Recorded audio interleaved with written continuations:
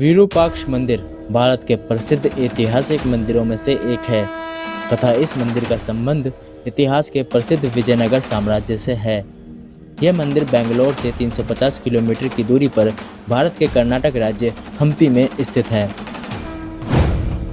यह मंदिर हम्पी के ऐतिहासिक स्मारकों के समूह का एक मुख्य हिस्सा है। यह मंदिर भगवान विरूपाक्ष और उनकी देवी पंपा को समर्पित है। विरूपाक्ष भगवान शिव का ही एक रूप हैं। इस मंदिर के पास छोटे छोटे और मंदिर हैं जो कि अन्य देवी देवताओं को समर्पित हैं। आंध्र प्रदेश के चित्तूर जिला तिरुपति से करीब 100 किलोमीटर की दूरी पर नलगानापल्ली नामक एक गांव में विरूक्षिणी अम्मा मंदिर है, जिन्हें की माँ की देवी भी कहते हैं। यह मंदिर विजयनगर साम्राज्य की राजधानी हम्पी तुंगभद्रा नदी के किनारे पर स्थित है। विरूपाक्ष मंदिर हम्पी में तीर्थ यात्रा का एक मुख्य केंद्र है और सदियों से सबसे पवित्र अभयारण्य माना जाता है। आसपास के खंडहरों में यह मंदिर अब भी बरकरार है और अभी भी मंदिर में भगवान शिव की पूजा की जाती है। विरूपाक्ष मंदिर विक्रमादित्य द्वितीय की रानी लोकमहादेवी द्वारा बनाया गया था। यह मंदिर की रानी लोकमहादेवी ने राजा विक्रमादित्य को कांचीपुरम के पल्लव के राजा पर विजय पाने के लिए इस मंदिर का निर्माण करवाया था। यह मंदिर 9 स्तरों और 50 मीटर ऊंचा गोपुरम वाला है। यह मंदिर तुंगभद्रा नदी के दक्षिणी किनारे पर हेमकूट पहाड़ी की तलहटी पर स्थित है।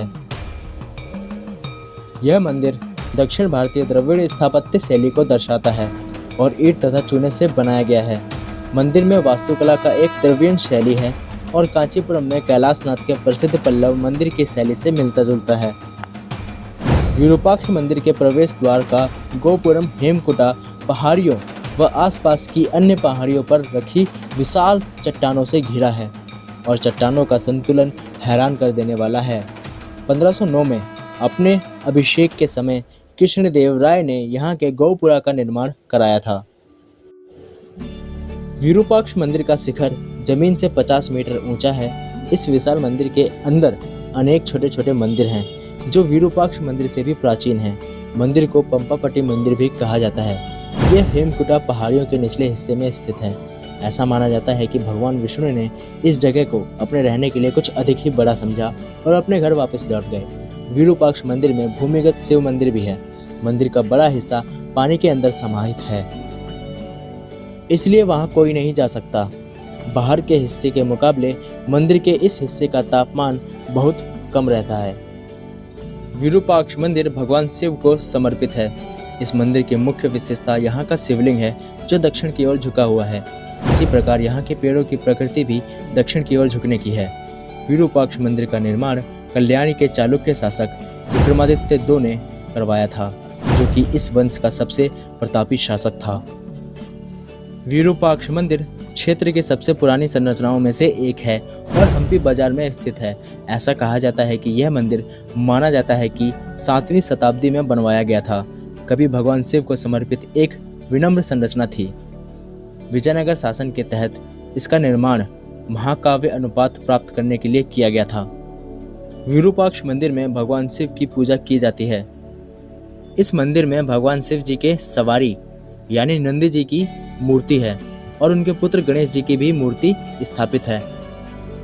साथ ही साथ इस मंदिर में नरसिंह जी की प्रतिमा भी है, जिसकी ऊंचाई 6.7 मीटर है। प्रारंभ में इस मंदिर में केवल कुछ ही मूर्तियां प्रतिस्थापित की गई थी, लेकिन समय के साथ साथ यह मंदिर एक विशाल भवन में विकसित हो गया।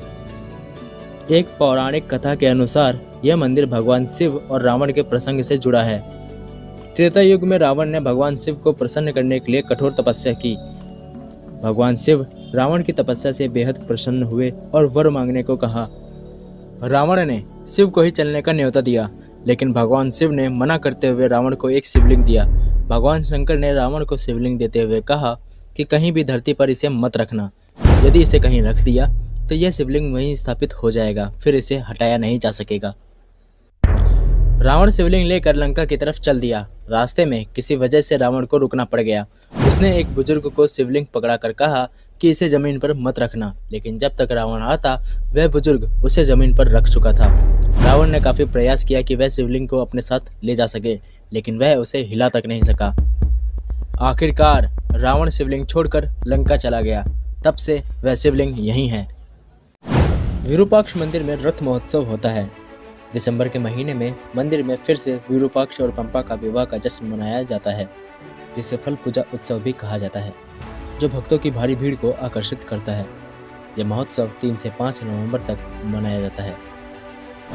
और शिवरात्रि महोत्सव में मंदिर में आयोजित होने वाला एक प्रसिद्ध उत्सव है, जिसे भगवान शिव के जन्मोत्सव के रूप में बड़े हर्षोल्लास के साथ मनाया जाता है, जिसमें देश के विभिन्न कोनों से बड़ी संख्या में श्रद्धालु और पर्यटक शामिल होते हैं। बता दें, यह उत्सव आमतौर पर फरवरी या मार्च के महीने में पड़ता है। यदि आप अपने फ्रेंड्स या फैमिली के साथ विरूपाक्ष मंदिर की यात्रा करने का प्लान कर रहे हैं, तो आपको निम्नलिखित बातों का ध्यान रखना होगा। विरूपाक्ष मंदिर की यात्रा के दौरान ध्यान दें, मंदिर में जूते पहनकर जाने की अनुमति नहीं है, इसीलिए अपने जूतों को मंदिर के बाहर उतार दें या तो फिर अपनी गाड़ी में छोड़कर आएं। बता दें, गर्भगृह के अंदर मूर्तियों की फोटोग्राफी की अनुमति नहीं है, इसलिए विरूपाक्ष मंदिर के दर्शन के दौरान मूर्तियों की फोटो लेने का प्रयास न करें। यदि आप गर्म दिनों में विरूपाक्ष मंदिर की यात्रा करने वाले हैं, तो ध्यान दें, यहाँ का तापमान अन्य स्थानों की तुलना में थोड़ा गर्म होता है, इसलिए टोपी, सनग्लासेस और हल्के कपड़े पहनकर विरूपाक्ष मंदिर की यात्रा करें। और यदि हो सके तो सर्दियों के मौसम में विरूपाक्ष मंदिर की यात्रा को प्लान करें। ध्यान दें, विरूपाक्ष मंदिर के दर्शन या प्रवेश के लिए कोई भी शुल्क नहीं लगता है, इसलिए विरूपाक्ष मंदिर की यात्रा में किसी को भी मंदिर में प्रवेश या दर्शन के लिए पैसे न दें। विरूपाक्ष मंदिर सुबह 9 बजे से 1 बजे तक खुला रहता है और शाम 5 बजे से रात 9 बजे तक खुला रहता है। तो दोस्तों, आज की वीडियो के लिए बस इतना ही। मिलता हूँ आपसे अगली वीडियो में। इस वीडियो को लाइक और शेयर जरूर करना और ऐसे ही भक्ति कंटेंट देखने के लिए मेरे चैनल को सब्सक्राइब जरूर करना।